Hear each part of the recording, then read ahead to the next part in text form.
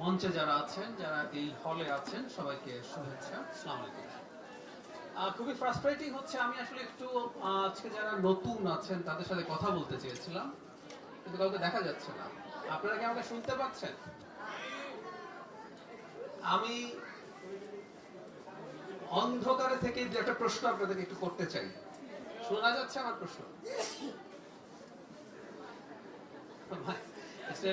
আচ্ছা, তারপর আপনারা কেউ কি জানেন এই মুহূর্তে এটা একটু সরলে ওনারা একটু হলে ভালো হতো। আমি একটু ক্যামেরা থাকুক, আপনারা যদি একটু স্পেস করে দিতে পারেন প্লিজ, যারা ক্যামেরার পেছনে আছেন।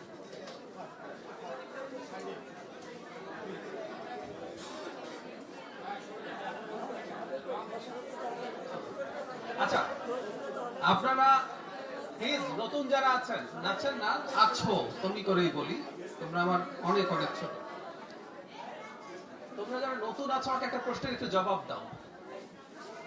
কেউ প্রশ্নটার জবাব জানলেন বলো, জানো, তারপর আমি শুনতে চাই। কেউ কি জানো এই মুহূর্তে পৃথিবীর সবচেয়ে ভ্যালুয়েবল কোম্পানি কোনটা? বলে ফেলতে হবে না, হাত তোলো, হাত তোলো। হাত তুললে তো দেখবো না আসলে। কেউ কি জানো এই মুহূর্তে পৃথিবীর সবচেয়ে ভ্যালুয়েবল কোম্পানি কোনটা সম্পদের দিক থেকে, সব কোম্পানির মধ্যে? কেউ জানো? এনিবডি? আচ্ছা, যে হাত তুলেছে একটু বলো, আমি দেখতে পাচ্ছি না।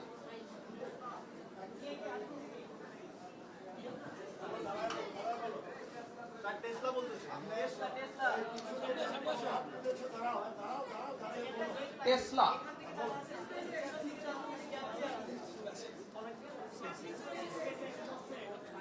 আচ্ছা, হয়নি, উত্তর ভুল।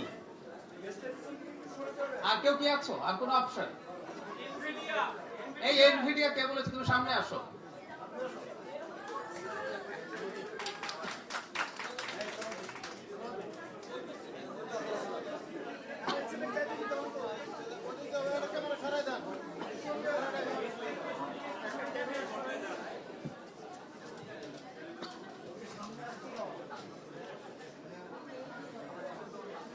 আচ্ছা, কোন ওয়্যারলেস মাইক্রোফোন আছে?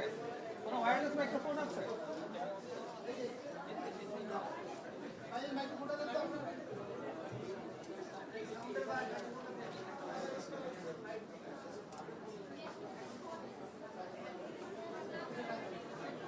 ওয়্যারলেস মাইক্রোফোন আছে কি? প্লিজ, তাহলে ওর হাতে একটু।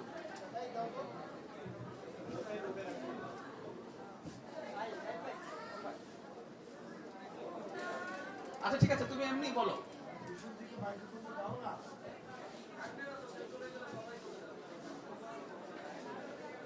আচ্ছা, দেরি হলে থাকুক, আমি ভাবছিলাম এটা বাইরে আছে কোথাও। প্লিজ থাকুক। এনভিডিয়া সম্পর্কে একটু বলো তো, সামনে একটু জোরে বলো। একটু এখানে চলে আসো।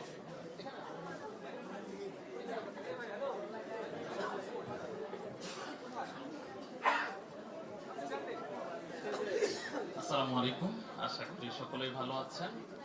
এনভিডিয়া বেসিক্যালি তারা হচ্ছে বিভিন্ন এআই বা বিভিন্ন বড় বড় যে কোম্পানিগুলো আছে তাদের জন্য গ্রাফিক্স কার্ড এবং হচ্ছে স্পেশাল নিড যে চিপগুলো আছে ওগুলা তারা বানিয়ে থাকে। রিসেন্টলি তারা হচ্ছে তাদের ল্যাপটপের জন্য একটা চিপ খুবই রিসেন্টলি তারা পরিচয় করিয়ে দিয়েছে, এখনো কোনো ল্যাপটপে এটা আসে নাই। সো সেটা হচ্ছে অ্যাপেল বা হচ্ছে ম্যাকের যেই M1 বা M2 M5 যে চিপগুলো আছে এগুলাকেও খুব ভালোভাবে বিট করতে পারে।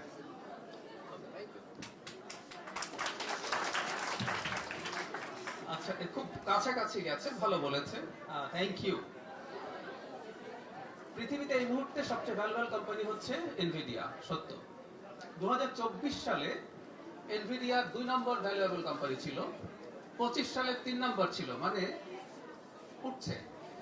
তাহলে 20 সালে কত হতে পারে, 21 সালে কত হতে পারে? উত্তর হচ্ছে 10-এর বাইরে। ইনফ্যাক্ট জবাবটা দিয়ে গেছে এনভিডিয়ার এই জাদুটা কেন হলো। ওরা মূলত গ্রাফিক্স কার্ড বানাতো, তারপর যেটা হলো এখন এআই আসলে একটা বিশেষ সিস্টেমে কাজ করে। গ্রাফিক্স কার্ড গুলোকে তারা তাদের মূল চিপ হিসেবে কাজ করে। এখানে এটা গ্রাফিক্স এর কাজ করে তা না, এআই এর কাজ করে। যে কথাটা বলতার জন্য এত কিছু, সেটা হচ্ছে লিটন ভাই এই কথাটা আপনাদের সামনে, তোমাদের সামনে, তোমরা যারা নতুন আছো আমি তোমাদেরকে বলছি, সামনে নিয়ে এসছে। মানে তোমরা একটা অদ্ভুত পৃথিবীর মুখোমুখি হচ্ছ। মানে এআই তে জন্য চিপ তৈরি করে একটা কোম্পানি উইদিন 3 ইয়ার্স পৃথিবীর সবচেয়ে ভ্যালুয়েবল কোম্পানিতে পরিণত হয়েছে। তার মানে এআই এর বুম কোন পর্যায়ে গেছে। এখন প্রশ্ন আসছে, তোমরা যা পড়ছো, যেভাবে পড়ছো, যা পড়বে, যে স্বপ্ন নিয়ে এসছো, সেই স্বপ্নগুলো এই রকম থাকবে কিনা। অত্যন্ত ক্রিটিক্যাল একটা জাংচারে তোমরা এসে হাজির হয়েছে। আমি জানি না তোমরা এই ব্যাপারে কতটা অ্যাওয়্যার আছো। নিশ্চয়ই ইউনিভার্সিটি চেষ্টা করবে তোমাদের কারিকুলামকে সেটার সাথে অ্যাডজাস্ট করানোর জন্য। কিন্তু এটা খুবই সম্ভব যে সারা পৃথিবীতে এখন আলোচনা শুরু হয়েছে কিভাবে আমরা আমাদের বেকারদের জন্য জীবিকা নির্ধারণ করব। মানে আমাদের তো এমনি দক্ষতার সমস্যা আছে, কারণ এই স্কিলের কথা আজ না, লিটন ভাইয়ের সাথে আমার আগেও যখন কথা হয়েছে, এখানে একটা স্কিল ডেভেলপমেন্ট সেন্টার আছে, এখন যিনি আমাদের শিক্ষামন্ত্রী তার সাথে আমার কথা হয়েছে, তখন তিনি এটার হেড ছিলেন, তিনি যখন সরকার তৈরি হওয়ার আগে। সো স্কিল আমাদের সমস্যা আছে। যারা স্কিলড, ওয়েস্টের কথা বলছি, তাদের ভবিষ্যৎ কি আপনারা কি জানেন? অনেকে সারা পৃথিবীর এখন আলোচনা হচ্ছে ইউনিভার্সাল বেসিক ইনকাম বলে একটা কনসেপ্ট। সরকার মানুষকে এমনি এমনি টাকা দিতে হবে, কারণ মানুষ এই পরিমাণ বেকার হয়ে যাবে। এবং বেকার কারা হবে? নতুন যারা এসছে তোমাদেরকে বলছি। তোমরা জিওফ্রি হিন্টনের নাম শুনেছো? এই হাত তোলো তো কেউ জিওফ্রি হিন্টনের নাম শুনেছো কিনা? হাত তুলে অবশ্য দেখবো না। জিওফ্রি হিন্টন নোবেল পেয়েছেন, যেটাকে আর্টিফিশিয়াল ইন্টেলিজেন্সের ফাদার বলা হয়। নিউরাল নেটওয়ার্ক বলে একটা বস্তু আছে, ওটা আসলে মূল কাজ করেছেন। হিন্টন একটা কথা বলেন প্রায়, সেটা হচ্ছে অল্প কিছুদিনের মধ্যে একটা অফিস এক্সিকিউটিভের চাকরি করা চেয়ে একজনের প্লাম্বারের চাকরি টিকে থাকার সম্ভাবনা বেশি।